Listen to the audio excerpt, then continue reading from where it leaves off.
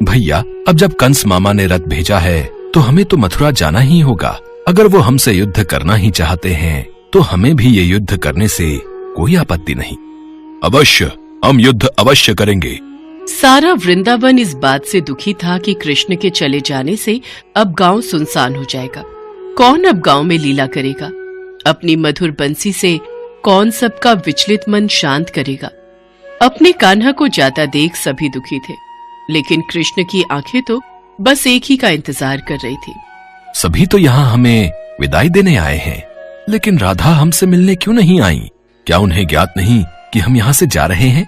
क्या जाने से पहले उन्होंने हमसे मिलना जरूरी नहीं समझा? हम स्वयं ही उनके पास जाएंगे। सबकी नजरों से बचते हुए कृष्ण राधा से मिलने गए। राधे, सभी हमें विदाई देने आए हैं, लेकिन तुम नहीं आई। क्या इसकी वजह जान सकता हूँ मैं? मेरा हृदय उन सब की तरह इतना मजबूत नहीं जो अपने कान्हा को जाते हुए देख पाऊं। भले ही आप हमसे दूर जा रहे हैं, लेकिन मन से आप हमेशा मेरे साथ ही रहेंगे। मैं तो हमेशा ही तुम्हारे साथ हूँ राधे। जाने से पहले मैं आपसे कुछ मांगना चाहती हूँ। क्या आप मेरी इच्छा पूरी करेंगे? मांगो राधे, क्या मांगना चाहती हो? हमें वचन दीजिए कि हमारे हृदय में हमेशा केवल आपका ही वास रहेगा और हमारी मृत्यु से पूर्व हमें आपके दर्शन अवश्य होंगे। हम वचन देते हैं, लेकिन हम भी आपसे एक वचन चाहते हैं। कैसा वचन? हमारे जाने के पश्चात आप हमारे विलाप में एक भी आंसू नहीं बहाएंगी। हम पूरी कोशिश करेंगे। इसके बाद कृष्ण मथुरा नगरी चले गए, जहाँ पहुंचकर उन्होंने कंस के साथ साथ सभी राक्षसों का भी वध किया और साथ ही अपने माता पिता वासुदेव और देवकी को भी मुक्त करवाया। इसके बाद श्री कृष्ण ने द्वारका की ओर प्रस्थान किया, जिस कारणवश उनका नाम द्वारकाधीश भी पड़ा। कुछ साल बाद उनका विवाह रुक्मणी से और सत्यभामा से हो गया। इसके साथ ही श्री कृष्ण की 16,108 रानियां थी, लेकिन उन सब में से रुक्मणी उनकी सबसे प्रिय पत्नी थी। श्री कृष्ण से विवाह हेतु रुक्मणी अपने भाई रुक्मी के विरुद्ध चली गई थी और कृष्ण जी से भागकर शादी कर ली थी और सुखपूर्वक अपनी जिंदगी कृष्ण के साथ बिताने लगी। उधर वृंदावन में राधा का विवाह भी यादव से हो गया। अपना पत्नी धर्म निभाते हुए राधा ने अपने सभी कर्तव्य पूरे किए, लेकिन प्रेम तो वो अभी भी कृष्ण से ही किया करती थी। देखते ही देखते कई साल बीत गए। एक दिन राधा सोचती है, मैंने अपने सभी कर्तव्य पूरे किए, अब मैं अपने सभी कर्तव्यों से मुक्त हूँ, इसलिए अब मैं अपने कान्हा के पास द्वारका चली जाऊंगी। सारे कर्तव्य भली भांति पूरा करने के पश्चात राधा अपने प्रियतम की नगरी द्वारका पहुंच गई। जब कृष्ण ने राधा को देखा तो वो बहुत प्रसन्न हुए। द्वारका में राधा को कोई नहीं पहचानता था, जिस वजह से राधा ने कृष्ण से अनुरोध करके उनको अपने महल में सेविका का कार्यभार देने के लिए कहा। प्रभु, मुझे अपने महल में सेविका का कार्यभार सौंप दीजिए। मैं इस महल में रहकर भली भांति यह कार्य कर लूंगी। जैसी आपकी इच्छा। राधा महल में रहकर ही अपना कार्य सही तरीके से करने लगी और मौका मिलते ही कृष्ण को चुपके से देख लिया करती थी। एक दिन अपने महल में सो रहे कृष्ण रात को नींद में कहते हैं, राधे राधे श्री कृष्ण राधे, राधे राधे श्री कृष्ण राधे। उनके मुख से राधा का नाम सुनकर रुक्मणी को बहुत बुरा लगता है। अगले दिन वो कृष्ण से पूछती है, स्वामी, आप कल सारी रात स्वप्न में राधा का ही नाम ले रहे थे, आखिर ऐसी क्या खास बात है उस राधा में? रुक्मणी, तुम एक बार राधा से मिलकर आओ, उनकी खासियत तुम्हें अपने आप पता चल जाएगी। ठीक है, फिर तो हम अभी उनसे मिलकर आते हैं। किंतु वहाँ जाने से पहले उनके लिए कुछ लेती हुई जाना। अवश्य। इसके पश्चात रुक्मणी राधा के लिए गर्म दूध का एक गिलास लेकर जाती है। राधा के महल में पहुंचने पर द्वार पर तेज प्रकाश चेहरे के साथ एक महिला खड़ी होती है। क्या तुम ही राधा हो? नहीं, मैं तो उनकी दासी हूँ। राधा तो 7 द्वार पार अपने कक्ष में आराम फरमा रही होंगी।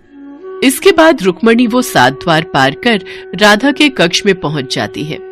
अभी इन्हें सोने दीजिए महारानी। राधा कई रातों से श्री कृष्ण के नाम का जप कर रही है और इन्हें बड़ी मुश्किल से अब नींद आई है। श्री कृष्ण ने मुझे राधा से मिलने के लिए भेजा है। इतने में राधा उठकर बैठ जाती है और कहती है, कृष्ण ने मुझसे मिलने के लिए किसी को भेजा है? ये देख रुक्मणी हैरान रह जाती है। केवल श्री कृष्ण का नाम लेने भर से ही आप जाग गई? खैर, उन्होंने आपके लिए यह प्रसाद भेजा है। मेरे लिए प्रसाद? राधा बिना सोचे समझे ही वह गरम गरम दूध पी लेती है। रुक्मणी ये देखकर हैरान रह जाती है। फिर कुछ देर तक राधा से बात करने के बाद रुक्मणी वापस अपने महल में चली जाती है। रात के समय जब रुक्मणी कृष्ण जी के पैर दबा रही होती है तो वो देखती है कि उनके पैरों में छाले पड़े हुए हैं, जिसे देखकर वो हैरान रह जाती है और कृष्ण जी से पूछती है, स्वामी, आपके पाँव में ये छाले कैसे? आप कहाँ पैदल गए थे जो आपके पाँव में छाले पड़ गए? आपने गलती से राधा जी को गर्म दूध पिलाया था, जिसे राधा एक ही बार में पी गई थी, जिससे उनके हृदय में छाले पड़ गए हैं और उनके हृदय में हमेशा मेरे चरण कमल विराजमान रहते हैं, जिस वजह से मेरे पांवों में भी छाले पड़ गए हैं। आज मुझे समझ आया स्वामी कि प्रेम शरीर से नहीं हृदय से होता है, जो हमेशा राधा के हृदय में कृष्ण के चरण रूप में विराजमान रहता है।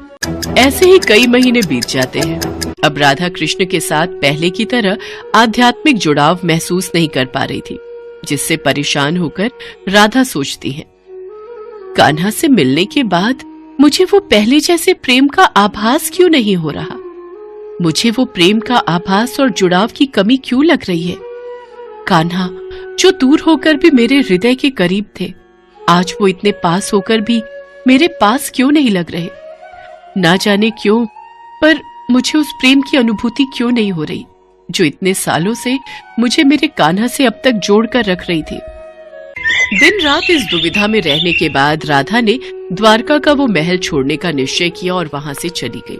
और इसकी अनुभूति कृष्ण को भी हो गई और वो उसके पीछे पीछे जंगल की ओर चलती है। राधे, क्या हुआ राधे? मैं अब इस संसार का भाग नहीं बनना चाहती कान्हा। राधे, पर तुम्हारे बिना मैं क्या करूंगा? अब मैं आपके भीतर विलीन होना चाहती हूँ। मैं तुम्हारी भावनाओं की कद्र करता हूँ। बोलो, क्या इच्छा है तुम्हारी? कान्हा, मैं अपने आखिरी पलों में बांसुरी की वही धुन सुनना चाहती हूँ जो तुम सिर्फ मेरे लिए बजाया करते थे। उदास मन और आंखों में आंसू लिए कृष्ण बांसुरी की वही धुन बजाते हैं जिससे राधा सुनना चाहती थी। श्री कृष्ण ने दिन रात बांसुरी बजाई जब तक राधा आध्यात्मिक रूप से कृष्ण में विलीन नहीं हो गई। बांसुरी की धुन सुनते सुनते राधा ने अपने शरीर का त्याग कर दिया और सदा सदा के लिए अपने कान्हा में विलीन हो गई। राधा के शरीर त्यागने के बाद रोते हुए कृष्ण जी ने कहा, राधे, तुम और तुम्हारे प्रेम की याद सदा मेरे दिल में रहेगी। अब जब तुम ही नहीं रही तो इस बांसुरी का मैं क्या करूंगा? हालांकि भगवान कृष्ण जानते थे कि उनका प्रेम अमर है, बावजूद इसके वे राधा की मृत्यु को बर्दाश्त नहीं कर सके। कृष्ण ने प्रेम के प्रतीकात्मक अंत के रूप में आंखों में आंसू और दिल में उदासी के साथ वो बांसुरी तोड़कर फेंक दी और आंखें बंद करके राधा की याद में खो गए। इसके बाद ताउम्र कभी उन्होंने बांसुरी नहीं बजाई।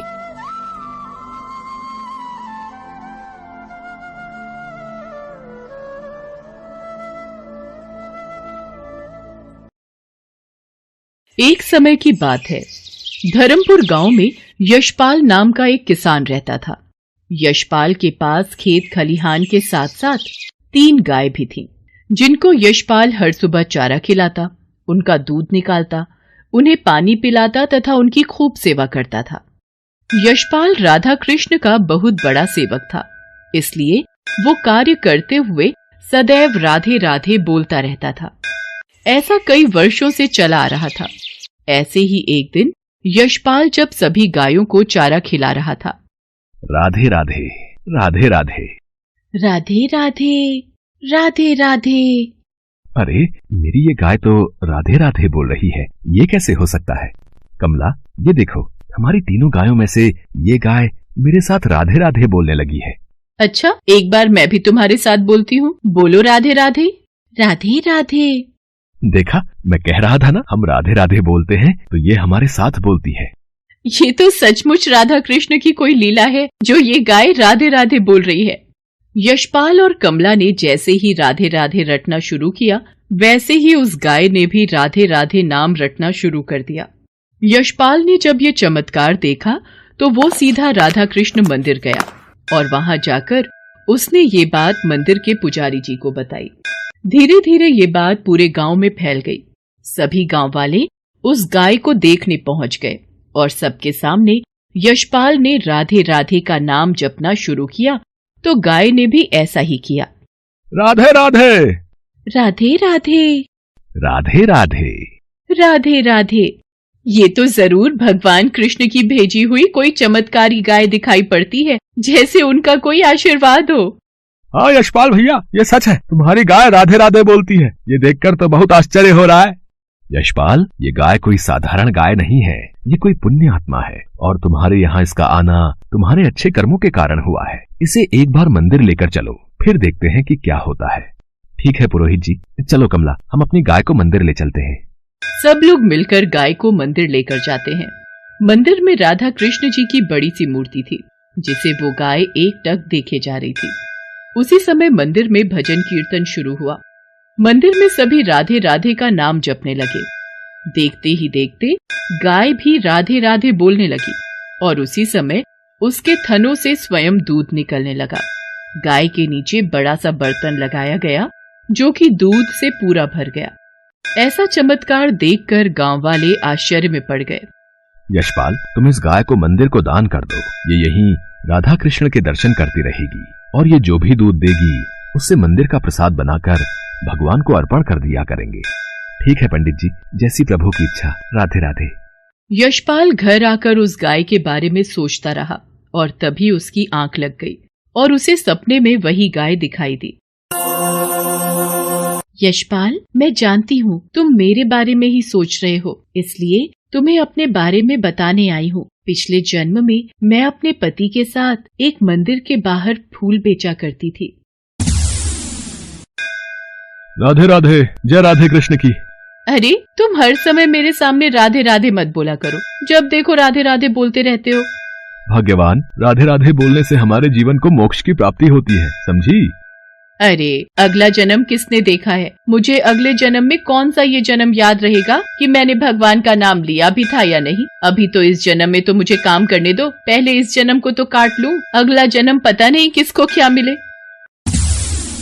मैंने अपने पति की बातों पर कभी ध्यान नहीं दिया। मैं इस बात से बिल्कुल अनजान थी कि हमारे इस जन्म के कर्म हमारे अगले जन्म को तय करते हैं। मेरे पति राधे राधे रटते रहते थे, पर मैं भगवान को बिल्कुल नहीं मानती थी। मैं जिस मंदिर के बाहर फूल बेचती थी, उस मंदिर के अंदर भगवान के दर्शन कभी नहीं करने गई और ना कभी उनकी पूजा की। इसके अलावा मैंने कभी भी भगवान का नाम नहीं लिया। मेरे पति ने मुझे बहुत समझाया, पर मैं नहीं मानी। उल्टा अपने पति को भी ये सब करने के लिए मना करती रही। इसी कारण मुझे गाय का जन्म मिला, जो कि कुछ नहीं बोल सकती, बस सिर झुकाकर चारा खा सकती है या दूध दे सकती है।